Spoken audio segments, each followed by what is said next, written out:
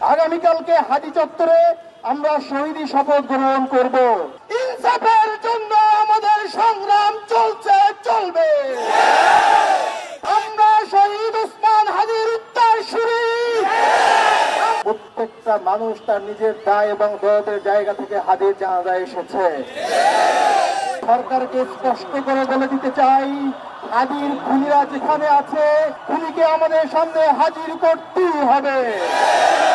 24 ঘন্টার ভিতরে ওসমান হাদির খুনিকে বাংলাদেশের জনগণের সামনে উপস্থিত করতে হবে।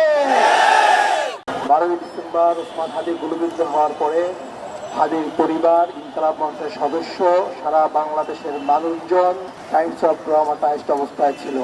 আমরা সেই শোক কাটিয়ে এখন রাজপথে আসছে প্রথম প্রোগ্রাম করলাম।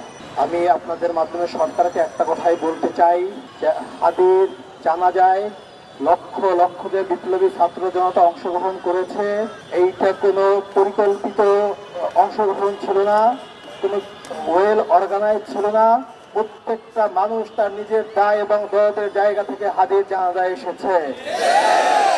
আমরা শহীদ পরিবার এবং ইনকিলাব মঞ্চের পক্ষ থেকে এই বাংলার আপামর জনসাধারণকে যদি আবার রাস্তায় নেমে আসতে বলি, আপনারা এই জনস্রোত রক্ষা করতে পারবেন না।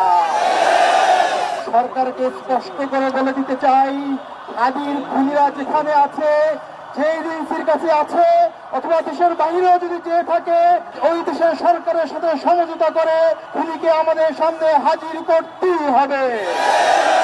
24 ঘন্টার ভিতরে ওসমান হাদির খুনিকে বাংলাদেশের জনগণের সামনে উপস্থিত করতে হবে। প্রিয় বিপ্লবী ছাত্র জনতা, যদি 24 ঘন্টার ভিতরে খুনিকে আমাদের সামনে উপস্থাপন না করে, পরবর্তী প্রোগ্রামের জন্য আপনারা শপথ গ্রহণ করুন। আগামীকালকে হাজি চত্বরে আমরা শহীদি শপথ গ্রহণ করব।